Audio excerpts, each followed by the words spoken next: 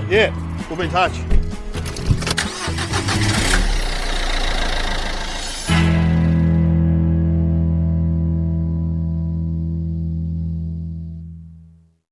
But yeah. All right. Oh, yes, and welcome to the debrief. It's Dave O'Neill here with a absolute comedy I say comedy legend all the time, but Judith Lucy is. Hi, Judith. And what does that really mean? Just that I'm still doing it. Yeah. And I'm alive and I'm still doing it because I have no other option. Well, that's one of my... Someone asked me, I know it was what would you do? And I said, well, I could go back to teaching, but I never actually taught. So you qualified? No, I did 2 years of a BA where I fucking majored in theatre arts. I obviously just didn't want a job at all. You could just, what could you do? There's not Nothing. It's this or nothing. Well, I reckon once you were saying tonight you're 50. Yep. Yeah, I'm 53. Well, there's no, I can't do anything else. No, unless I go back to being a sandwich hand, and that's, that's lost some of its magic. I mean, boy, what I could do with a chicken schnitzel, but I think those days are gone. Well, you know what? Sorry, Dave, I was going to say, but good on us for actually still doing it. Yeah, there's a lot of people who've dropped out. I bet if we went through a few names of people who were around when we started, I mean, there aren't that many of us left. There's not that. No, people ask me when I reckon you started before. You know, I can remember seeing you before I was a comedian. Good God. I went to the Hilton Comedy Club. Oh my God, which was in you've a basement. Just opened up a chapter in my life that I prayed I would never have to think about again. Because probably like you, I hadn't seen that much stand-up because there wasn't that much around. Same, yeah, of course. And you're from Perth, which is even more. Exactly. I'd never seen stand-up in my life. I'd seen in fact, I don't even think I did that until I came to Melbourne, like a Steve Martin video, that sort of thing. Yeah, I'd seen stand-ups on Hey Hey. Yeah. I remember seeing Franklin Ajay on Hey Hey and thought it was really funny. But I'd seen Los Trios Ring Barkers. I'd seen them too. And I'd seen The Found Objects. Same here. On Recovery, maybe? Yeah, no, I reckon Big Gig. Yeah, actually, yes, did watch The Big Gig. I reckon Recovery was definitely around, but...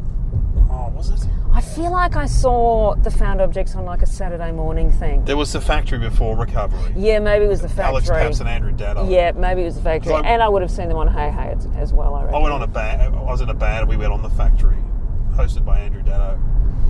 And he said to me, we did an interview, this is before I was a comedian, it was in like 1988, and he's turned to me and he said, hey mate, remember I do the funny stuff around here? And we're still waiting, Andrew. Anyway, I went to the Hilton Comedy Club because I wanted to do comedy, but I thought I'd been to like a work function at the Last Laugh, and I'd seen comedians on scout camps. I used to get comedians on scout camps. Yeah, right. Bizarrely, older scouts. We were older. Anyway, so I went to the Hilton, and there was you, Ross Daniels. Oh yes. Who was really funny. Yes. And Lee Ross. Yes. Who I thought. Yes. I thought he was brilliant, but he just did old jokes. Yeah. And juggled and shit. Yeah. And then I saw him. Because he was an American guy for 99.9% of the people listening that wouldn't know who Lee Ross is, who lived here though. Yeah, and I remember went on to do a one-man show which involved an enormous paper mache dolphin, because he went off and did some gig in Byron Bay, swam with the dolphins, and reckoned he'd had an experience with a dolphin that had just changed his life. So I was sorry I never saw the one-man show with the paper mache dolphin. But after that, I never heard of him again. And the other person that I did the Hilton with was Mark Price. You might remember him as Skippy, Michael J. Fox's best friend from Family Ties. I slept with him. You slept with him, that's right. Yep, I slept with Skippy from Family Ties. And I remember, because I did that with the late, great Linda Gibson. Yes. And I remember Skippy's manager was like this full-on American comedy guy, you know. I went to that show. That was at the Comedy Club. Yeah. Yeah, I went to that show. And his stand-up was forced, though. Oh, it was pretty bad. And he I would think come he on would have had a whole bunch of writers as well. Yeah, and he would come on and the mic would come out of the cord. Yeah. And he'd do that every night, though. And he'd go, oh, this reminds me of... And it was fake improv. Yes. So he pretended that the cord would fall out. But I remember seeing the tech set it up beforehand, because I was doing comedy by that stage, I reckon. And he goes, oh, imagine that with your penis, and he did all this material about. Yeah, oh my God. But his manager was great. Like, his manager sort of knew everyone, and I remember having a conversation with him about, remember the movie Punchline? I love Punchline, Sally Field and Tom Hanks. Yeah. Well, he said to me, Sally personally goddamn fucked that film. He was like, Tom Hanks went to all the comedy clubs, he did all the research. Sally, couldn't get Sally to do it. But he was the sort of guy, I have about 3 things that he said that I'll never forget. Because he met, I can't even remember how, but he met my brother and his first wife. They were over visiting from Perth. And she was just really quiet. So he just leant over like half a table and yelled down at her, hey, what's the matter with you? Are you some kind of deaf mute? He just had lines like that. She was talking about her brother finding it difficult getting a job. What's the problem? Read a book, get a job. What's the deal with the sandwiches here? You guys get one piece of meat? In New York, there are sandwiches the size of your goddamned heads. He's probably still working, that guy. He probably is. He was hilarious. I don't know what happened to Skippy. Yeah. And his dad had been like an old vaudeville guy. Like, his dad wound up doing, really? ocean liners and stuff. So maybe that's what Skippy's doing now. I bet. And the thing about Lee Ross is that I saw him with you, and then I saw him busking at St Kilda Market.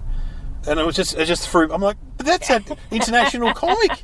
Like 6 months later, I saw him. What's he doing busking? But that's how he started, I think. I know, yeah, he was. You could tell. Yeah, full tell. circle. But I still remember some of your material. You did jokes about going to a party. Remember that bit that you did a bit about going to a party? Oh, did it involve nuts? Yeah, there'd be people in the corner doing this, and there'd be other people doing this. It was a long time. I'm talking, this is 30 years ago. Yeah, it would have been close to 30 years ago. Because it would have been 89 or 90. So how long did you think about doing comedy before you did it? Oh, no, I was in, like I said, I was in bands, and I thought about it, but I never thought it was easy to do. I didn't know how to get involved, you know what I mean? That's why I went to comedy clubs and had a look. Whereas in a band, we all formed bands where I grew up. Yeah. My brothers were in bands. But anyone getting into comedy was very unusual. But with the band, did you kind of go, this is just going to be fun? Or did you think, I'm going to be famous? No, look, I remember when the band broke up, a guy called Chris Saray, who played another band, he said, how will Dave O'Neill become famous now? Because I wanted fame, obviously. Right. And so, no, you know what happens with bands? It's a little bit like comedy. You start off thinking you're a great band, then you go and play with other bands. Like, I remember we supported Boom Crash Opera. Oh, yeah. And they just started, one of their guys went to that same high school as us, and we watched them and went, oh, they're like a proper band. They got like proper songs. We're not as good as them. Captain Coco? Yeah, that's right. You've got a memory. Oh, my God. But...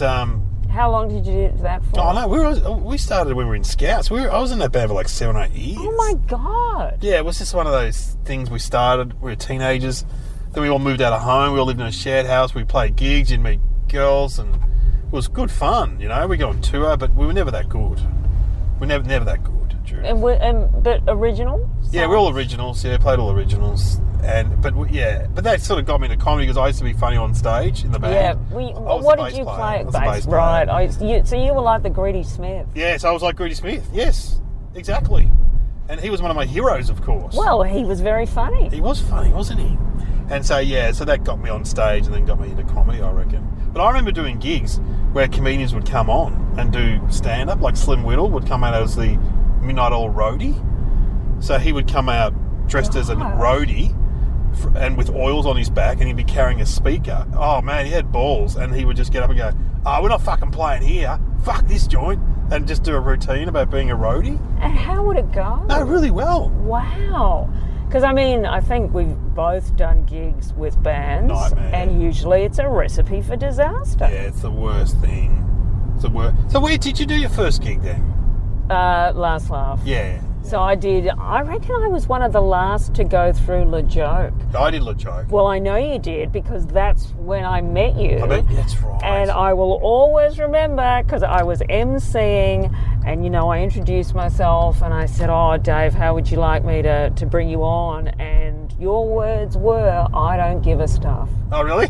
and I liked you immediately. Oh, there you go. I thought, that's the ticket. That's the attitude to have at this place. Yeah, right. You must have started 88 or 89. 89 I started. Yeah, right. Yeah. So, so Denise would have been... No, she started... Well, the Natural Normans were around. That's right. So that was Linda Gibson, Denise Scott, Lynn McGranger and Sal Upton, and they would, of course, dress up as guys and sing really sleazy songs. And because it was the last laugh and people would drink to the point of vomiting through their noses, by the end of the night, people really thought they were men. So the number of women that tried to pick up Linda Gibson when they were just blind... Yeah, right. I've got to say, though, the female comics, like yourself, Linda was so friendly to young comics, whereas some of the guys were not friendly at all. Yeah, oh boy, I remember that. I so remember that. And I remember the ones who were nice, like the Found Objects were lovely. Yeah. They were great. Yeah, Peter Rosethorn was lovely. great. Brian Nankervis was great. All the people you would sort of guess, actually. Yeah, but some of the others, I don't mention names, it's unfriendly. No, and it was like once you earned your stripes, they were kind of okay. But for that first couple of years, it was tough. Yeah. But I started running a gig and I'd pay them money and then they were friendly. That's for sure. God, that would have made a difference. What gig were you running? The South Morang Hotel, way out in the burbs. Yeah, we would have asked you. I don't know if you did it. I don't think I did. No, did Linda do it? I reckon Linda might have done it. I tried to get everyone to do it, but a lot of people would say, like Mark Little did it, for example. I did everything though.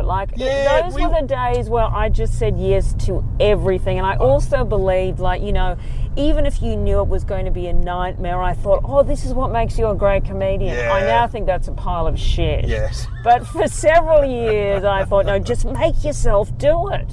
Yeah, look, but some situations, as you know, you can't turn it around. It's just bad. Absolutely. It's physically bad. The people, if they're drunk, if they're not there for comedy. Although, don't you reckon audiences have changed? I reckon they have changed. They're not as brutal. Oh my God, some of the abuse you would cop. And I'm sure there are places where you would, but especially if it's like anywhere near a city, most audiences, the worst they'll do is start talking. Yes. But you don't get the kind of, I still do a lot of footy clubs, and they're even better. Yeah, right. They're well run, and it's 50-50 men and women. Whereas I remember doing them in the early 90s, it was just all blokes, and it was horrible. Yeah. You felt scared. Yeah, you did. I remember doing some venue with Anthony Morgan, and the following week it had been burnt down. I mean, they were the sorts of gigs I was saying yes to. So, I remember Morgs was a big presence on the scene. Oh man, he was the sure best. Was. He was. Yeah. I remember at the Star and Garter. I remember talking to you a lot at the Star and Garter. I used to do the Star and Garter a lot. So I used to hang around there. I used to do it too, which was a great venue run by Bob and Franklin and Jamone. Yeah. And I remember Anthony Morgan went on, and then all these people like Magda, all those people turned up and watched him. I'm like, oh my God, those are those people from the TV watching Anthony Morgan. He was the king. Oh, he was the best. Well, I remember a story where it was upstairs at La Joke, and I was being mercilessly heckled by this couple. Because that too, La Joke and Last Love could be very hairy. Oh, terrible. And often like Christmas parties and Bucks nights and Hens nights and but this woman, she stopped heckling after a while, but then she just kept talking really loudly. And finally I remember saying to her, "What's your problem?" And basically she said, "My boyfriend thinks that you look like a lesbian." Yeah, right. And anyway, then I brought Anthony on, and somehow Anthony had managed to find some shaving cream and a paint scraper and walked on stage and started shaving under his armpits and just went, because I just don't want that whole lesbian question hanging over me. And that turned into a bit of his. Yeah, right. See? He's wasted in Tasmania. Well, yeah, but you know what? He might just be a happier person. Yeah, exactly. He did support me down there a few years ago, and he was still on point. It was fantastic. Oh, he's a very smart guy. Some guy had an iPad, and he goes, "What's that?" It's sitting down the front, this kind of nerd. What are you got a giant phone, mate? It's like, it's called an iPad. What? An iPad? I don't know if Anthony was making it up, but it was like he'd never seen one before. Yeah, he would have been making He was making it up? Yeah, I reckon. And then he got him to set an alarm. I'm only doing 25. Set the alarm. Then, of course, he barely said hello and it went off. Yeah, and he's like, oh, but, Well, that hasn't changed. Remember when he and Fleety, like, cheese shop, they would kind of like alternate, and it would be like who would be, that people were getting up to doing like 2 hours and longer. And they were bragging about it. Enough. Yeah, no, that's no good. It was no good. Anyway, we were at the Grandview tonight, and you were fantastic. Oh, thanks, Dave. It was a treat. It was great. You attracted such a big crowd. I tell you what, you want a room full of drunk, middle-aged women, I'm the chick you call. Oh, yeah. You and Denise Scott. Oh, yeah. And Kitty Flanagan. Yep. Very similar crowds. Well, I tell you what, we're all 50 and above. Oh, Kitty, I'm not sure how old Kitty is, but she's in the ballpark. She's around, yeah. But isn't it interesting, because you must, I saw on Facebook, because I put ads on Facebook, people organise it on the page, and it's all women doing the organising. Because the guy told me once, who worked at Facebook, female comics and female, like someone that appeals to women, like say James Rain, do very well on Facebook. Yeah, right. Because the women do all the organising. I don't engage. You're not on social media, are you? Not my thing. No, that's good. You're not on social media. Are you? Yeah, only because. But for stuff like this. Yeah. Work stuff and. Are you on Twitter? I'm on Twitter and I'm on Facebook, but that's it. So no Instagram. No, but people tell me, Husey tells me Instagram's more positive. Yeah, I've Twitter's heard very that negative. Too. Yeah, I don't ever want to find out. Yeah, I just have no interest. The first email I ever received was from a troll, and it was negative. So that's an indication of I was writing for Beat Magazine, and the editor goes, "Put your email. You got an email address?" And I just got one. Put it on the bottom and get some feedback. The first email I get. Overweight, lightweight.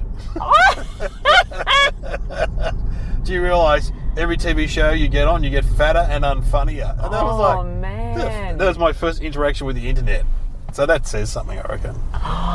Yeah, you don't miss forget so it. much. Because I remember when people, had to take the time to sit down and write your hate mail. And I got my fair share of that. Yeah. Green guide letters? No, just much more personal, actually. I remember when Linda and Scotty and I did a show at the town hall, and this letter turned up. And, of course, Scotty and Linda were like, oh, Judith's getting fan mail. Yeah. And I just knew before I'd even opened that letter that it was not going to be fan mail. And it was from an elderly woman who was an extra on Crackerjack. Oh my God. The Mick Malloy movie. Yeah, you were in. And just said, I just wanted you to know that I was one of the extras, and all of them and the crew despised you. That was good of her. Thanks for that. Yeah. And then there was another time I got a letter to a theatre which basically told me that they wanted me to die alone.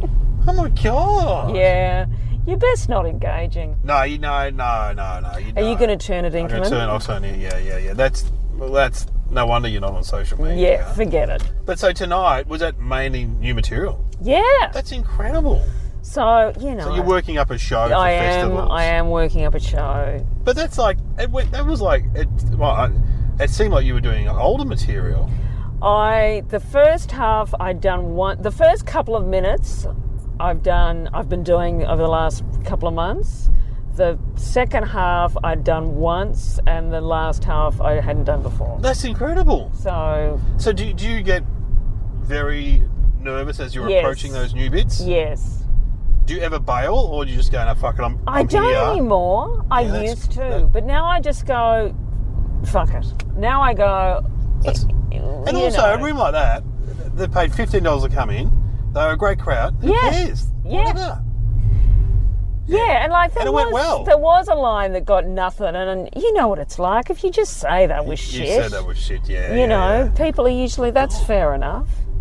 This is where you live around here. This is an interesting place. I've been here for a while. I won't say where it is, but it's downtown. So yeah, that's it. Yeah, well, First right after the railway So, bridge. Well, I think your show's going to be excellent if that's what you're doing. Oh, thanks, Dave. You know what it's like. You never know. Do you get nervous when you do new material? Yeah, well, I mean, that room I host. And that's perfect for doing it. So sorry, it's actually the next one. Sorry. And so I do new stuff there all the time and just go, sorry, I'm waiting for this car to go past. And I'm just like, oh, well, that didn't work. Here's Judith Lucy or whoever, you know. And so, you know. But the problem is you can do stuff there once, but then I do repeat. I keep repeating it and I must get sick of it, but whatever. They're not all regulars, though, with that room. Yeah. You get a turnover, actually. Do you get so many regulars, though? Like, you knew the people down the front. I knew a lot of them, yeah. But a lot of them don't come every week. They come every 5 or 6 weeks, sort of thing. That must be kind of nice, though. Yeah, it is nice, and they're all pretty supportive, really. Yeah, well, of course. Dave, I am yet to meet a person that doesn't like Dave O'Neill. I did a gig the other day. Anywhere he is great. Okay, well, I'll just drive down here, and I've got to ask you some more questions. Hang on, what is that lit up? Is that a bar? What is that? What's that? Yeah, this is Carlisle Street. Oh, yeah, I know. Yeah, right. Sorry, I'll turn around. I did a gig the other day, and this guy comes out and he goes, "Never a fan of yours, but you won me over." I'm like, yeah, thanks, mate. But I suppose, you know, at least I won him over. Yeah, see? Better than the alternative. God, grilled. I don't like grilled. Do you like grilled? I haven't been into a grilled for years. Yeah, they put too many herbs on their chips. Yeah, all right. That's a big criticism. Well, they do. They drain it with rosemary and stuff. You just keep it simple. I just want salt. I want salt. I love salt. Yeah, I love salt. Look, you're listening to the Debrief with Judith Lucy. You're back on the Debrief with Judith Lucy, and she's preparing for a solo show coming to all states. They're going to do most of the festivals. Yep. And hauling my sorry ass around this great brown land. Yeah, but obviously there's a big demand for you. Well, you know what? So I've just finished touring a show with the wonderful Denise Scott called Disappointments. Yeah, which my mother-in-law Betty went to see. Thanks, Betty. Which I saw your other one with Betty, and we got picked on. Oh, that's right. Yeah.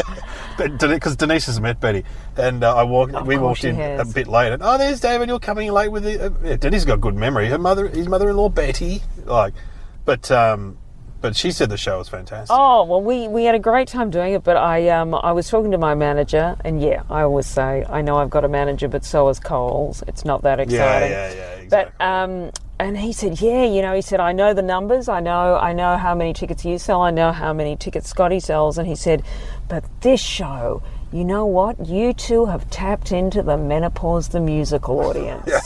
So, Dave, I think you can imagine that made me both happy and sad all at the same time. Weren't you the biggest ticket seller at the festival? We tied with People's Choice with Will Anderson. Right, he sells a lot of tickets, doesn't he? Yeah. Yeah, wow, okay. And of course this year it was very deserved, Lane on Woodley. Did you see their show? No. I went overseas for the comedy festival, but I want to see it. They're gonna do it next year regionally.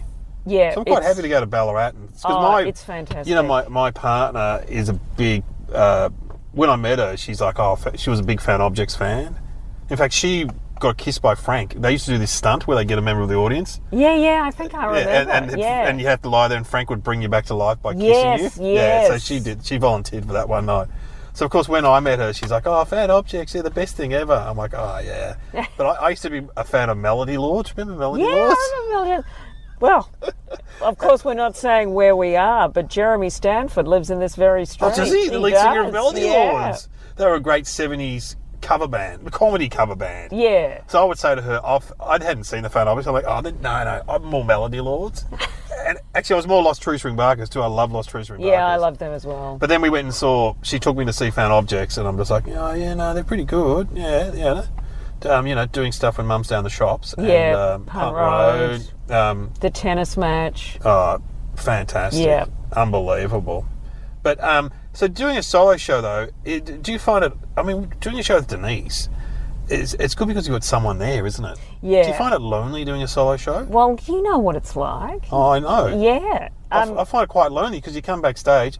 and you go to the tech. And there's you. And the tech comes back and goes, that was pretty good. Anyway, yeah. Arch Barker coming in a minute. Or, or whoever, and and it's just like, and if it's a bad show, at least you can have a few wines with the other person. But if it's just you, you just skulk back to your hotel room and it's depressing. Watch some Netflix and drink too much, and if you're anything like me, you just eat all the snacks in the minibar and just wake up and have another reason for loathing yourself the next day. But then you get up the next night and it's traditionally a better show the next night. Yes, that does seem to be how it goes. Or we would have taken our own lives before now. But have you ever thought, like, Kitty Flanagan... Of killing myself? Sure, all the time. Might happen tonight. But no, you had a good gig. You'll be on a high. You're right. I won't kill myself tonight. Thank you, Dave. But will you go through notes and look at what you did tonight and go tick, cross? Yeah, I recorded it. Oh, you recorded it? I recorded. I listened back. Idea. I make notes. Yeah. Oh, okay. Get with it. Get with the program, man. Get your smartphone out. You're right. Oh, my God. Now, I've got some questions that I ask everyone on this show. All right. Are we nearly there? Because, I haven't had dinner and I really need a drink. Okay. This is it. After this is it. So I asked everyone these questions. Sure. What went well tonight and why in your gig? Or geez. You haven't had dinner. It's 10 to 11. Yeah, I know. See, my brain just isn't functioning. I'm happy to say I've hit the target a few times with the old punchlines. You did. You're a very good joke writer. Yeah, but I also, I am such a girly swat. Like, I really do rewrite and rewrite. You do your rewrite. Rewrite. Yeah, right. And I go over it and over it and over it. Denise told me this once about you. Timing down. Yes. Because I reckon a lot of it's just, as you would know, it's just the timing. So, like, people who go out and improv on stage, people who work their bits out on stage, I am the polar opposite. Yeah, you go, okay, that's interesting, because you're very that every word's in its place. Yes, it's really precise. And so what didn't go well then? Oh, there was a particular gag that I remember commenting on, but I'm going to have to have a little... Oh, no, I nearly had it. I won't be doing that again. Yeah. There was I've got it. It was the joke about a guy I was engaged to, and I said he stopped working...